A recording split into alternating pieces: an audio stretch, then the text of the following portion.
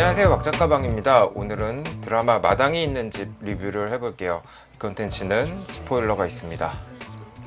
작품 안에서 상은이 아이스크림을 먹는 장면이 여러 번 나오죠. 중국 음식을 먹는 씬과 함께 자주 회자되는데 의외로 주란이 무엇을 먹는지는 그다지 얘기되지가 않더라고요. 근데 저는 이 작품에서 둘 모두가 중요하다고 생각합니다. 먼저 주란의 집부터 볼게요. 저는 딱 이 장면을 보면서 이 드라마 재밌겠는데, 이거 봐야겠는데 싶었거든요. 바로 주란이 소파에 기대에 있는 장면입니다. 언뜻 보면은 평범하지만 자세히 보면은 이상합니다. 왜냐하면 그녀가 소파에 기대 바라보고 있는 건 벽이기 때문입니다. 그리고 이 벽에는 오직 드라이 플라워만 있죠. 일반적인 설정이라면 반대로 돌아서 창문 밖을 보는 게 조금 더 자연스럽습니다. 실제로 원작 소설은 주란이 창문을 내다보는 걸로 시작하거든요. 저한테 이 장면은 약간 정신병동에서 벽을 보고 있는 이 환자 같은 느낌도 살짝 받았습니다. 집을 조금 더 둘러보면 보는 것처럼 이 집의 대부분의 빛은 차단돼 있고 그래서 어둡습니다. 또 이렇게 메인 톤을 파랗고 차가운 톤으로 잡았고, 앞서 본 드라이 플라워가 집안 곳곳에 있다는 걸 볼 수 있죠. 제가 느끼기에 이 드라이 플라워는 주란의 현 상태처럼도 느껴집니다. 그녀는 얼핏 보면 이 고급 주택에서 호화로운 삶을 살고 있는 아름다운 꽃처럼 보이지만 사실은 이 집안에서 그저 말려진 채로 보존되고 있는 상태나 다름없거든요. 이 작품에선 이런 설정을 조금 더 부각시키기 위해 재밌는 교차 편집을 사용합니다. 그 대상은 바로 옆집에 이사오는 오해수입니다. 보면 해수가 있는 이 옥상 공간에는 주란과 다르게 생화가 있고 또 바람을 맞으면서 자유를 느끼죠. 저는 이게 중요하다고 생각하는데 그녀는 이렇게 오픈된 창을 가지고 있습니다. 반대로 주란은 이렇게 닫힌 창에서 커튼 사이에 숨어서 해수를 바라보죠. 이 작품을 상징적으로 얘기하면 이 주란이 창문을 깨고 밖으로 나가는 이야기라고도 생각합니다. 주란의 집에 대해 딱 하나만 더 이야기하면 이 선의 사용입니다. 이 공간의 미술은 보는 것처럼 수직과 수평선을 모두 사용하고 있거든요. 그것도 사실 너무 많이 사용합니다. 이 집은 고급스럽고 넓고 청결하지만 이 작품을 볼수록 이 공간이 무척 답답하게 느껴지는데 거기엔 이 수많은 선의 역할이 크다고 생각합니다. 저한테는 이 선들이 이 집안의 규율처럼도 느껴지고 또 그녀가 이 거미줄에 걸린 곤충처럼 보이기도 했습니다.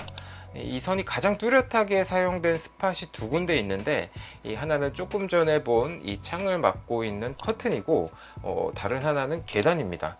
그리고 이 둘 모두 이 작품에서 가장 중요한 사건이 벌어지는 장소입니다.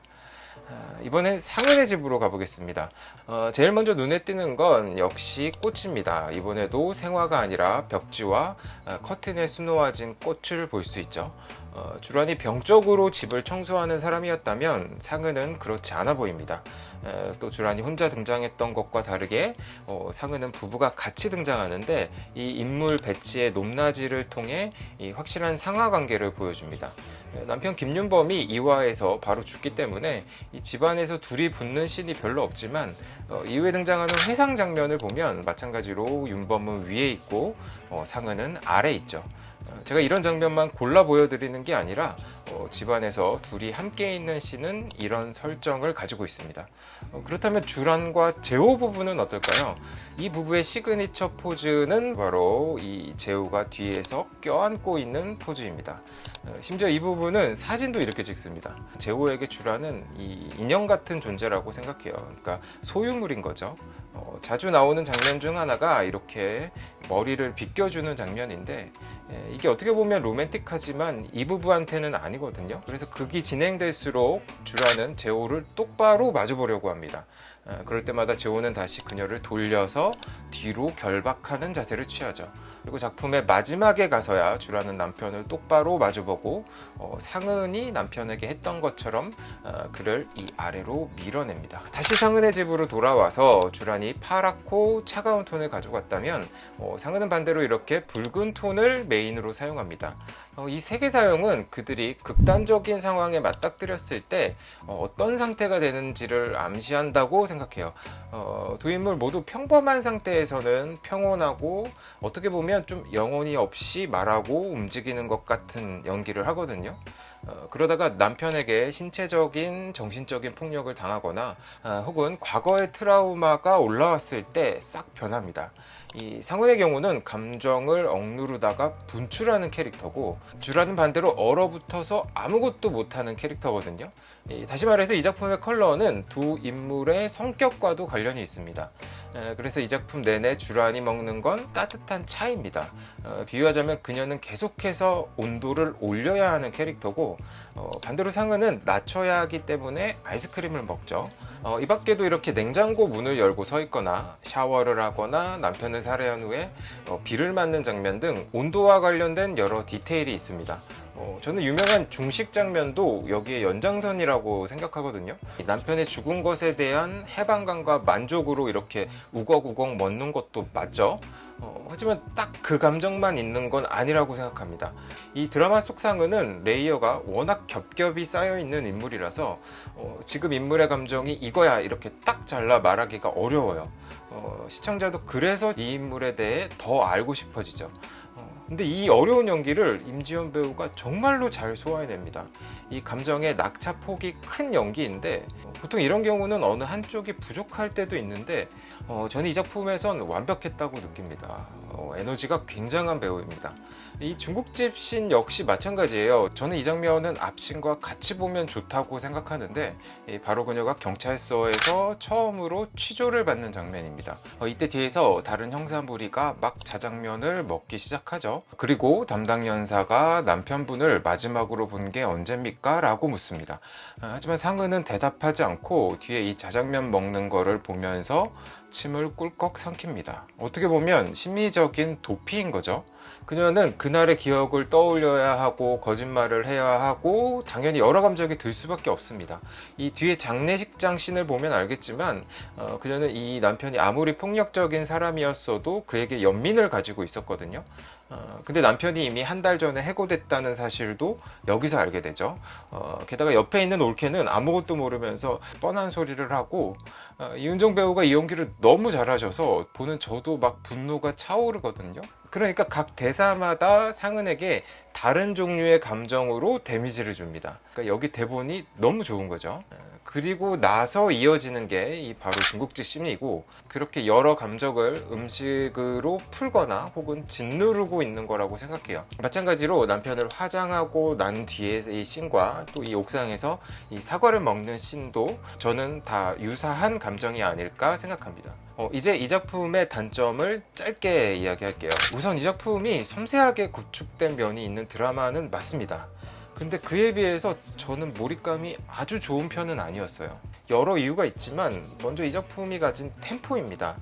사실 이 드라마의 템포는 주인공 쥬란의 템포거든요. 아무리 쥬란과 상은 두 인물이 주인공이라고 해도 이 핵심 축은 쥬란이고, 이 쥬란의 마당에서 시작해서 또 그 마당에서 끝나는 이야기입니다. 하지만 쥬란은 앞서 말한 것처럼 차갑고 다운된 연기를 하고, 행동과 대사, 특히 대사의 높낮이가 없고 일정합니다. 게다가 느리죠. 다른 인물이 쥬란과 붙는 씬 역시 이 쥬란에게 맞춰야 하기 때문에 이것이 작품 전체의 템포가 됩니다. 이 쥬란과 제호의 대화씬을 보면 이 대사 간 공백, 그러니까 침묵 시간이 꽤 길거든요. 보통 이런 장르에선 이 침묵을 채우는 건 긴장감이어야 하는데, 사실 제가 느낀 건 답답함에 조금 더 가까웠습니다. 김태희 배우가 이 작품에서 연기를 못했다고 말하는 건 아닙니다. 이 쥬란처럼 자기 감정을 감추는 게 베이스인 캐릭터를 표현하는 건 정말 어려운 일이고, 그럼에도 어떤 부분의 연기는 좋았고, 다만 이 인물을 다 소화하기는 어려웠던 게 아닐까 싶은 생각이 듭니다.